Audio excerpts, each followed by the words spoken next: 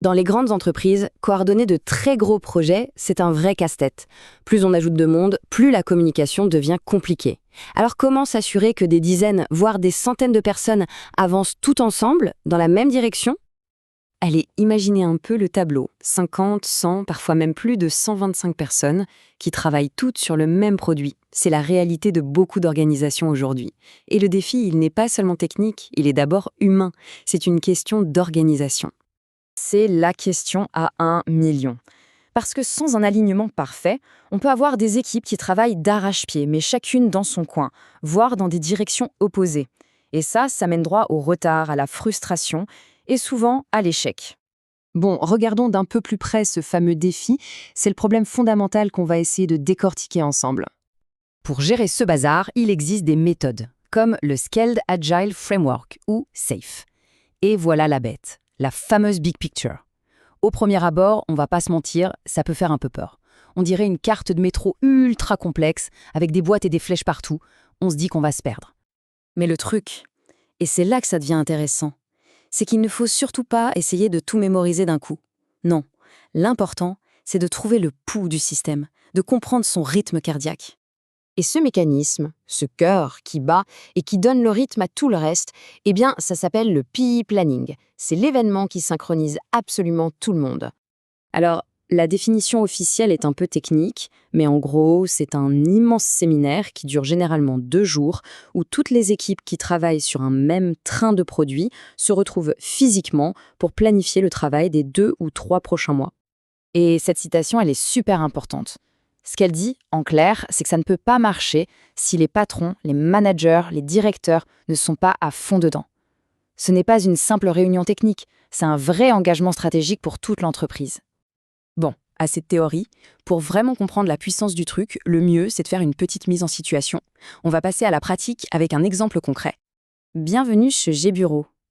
Imaginez une sorte de suite Microsoft Office fictive. Elle est composée de 4 logiciels, un traitement de texte, un tableur, un outil de présentation et une base de données. Et bien sûr, chaque logiciel est développé par une équipe dédiée.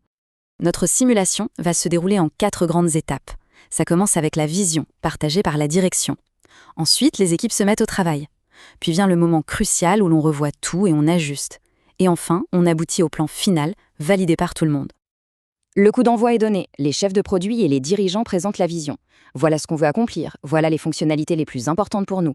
C'est ce qu'on appelle le backlog. Par exemple, la priorité numéro 1, c'est une nouvelle fonction, copier-coller avec Gémeaux. C'est le point de départ pour toutes les équipes. Et maintenant, place au travail d'équipe.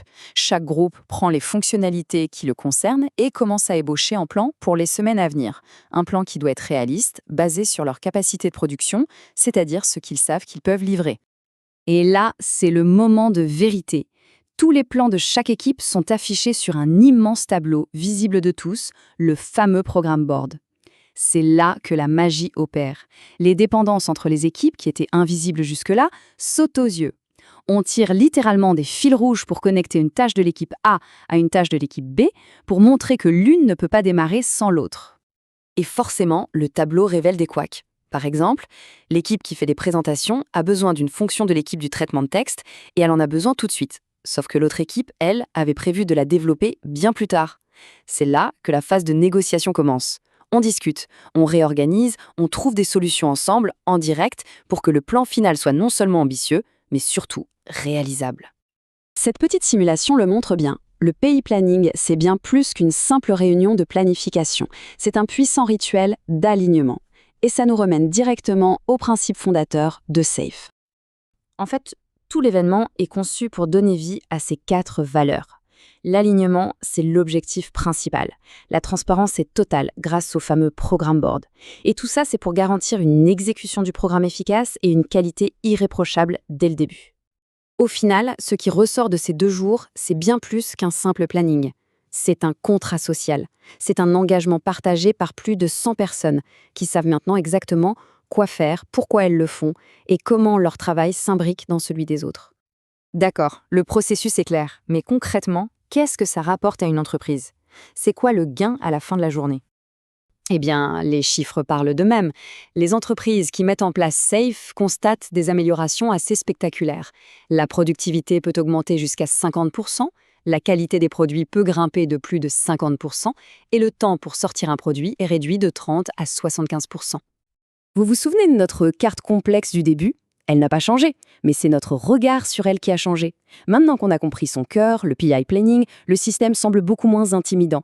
Il devient un paysage qu'on peut enfin naviguer. Voilà ce qu'il faut retenir. C'est un investissement intense, c'est sûr, mais il est incroyablement rentable. 2 jours passés à se mettre d'accord permettent d'économiser des semaines, voire des mois de confusion et de travail inutile. C'est ça le pouvoir de la synchronisation à grande échelle. Et tout ça illustre une idée qui va bien au-delà du monde du logiciel. Imaginez qu'on applique ce principe de synchronisation massive et d'alignement intense à d'autres défis complexes, que ce soit dans l'éducation, la recherche ou un grand projet public. Où est-ce qu'un tel rituel de 2 jours pourrait faire toute la différence? La question reste ouverte.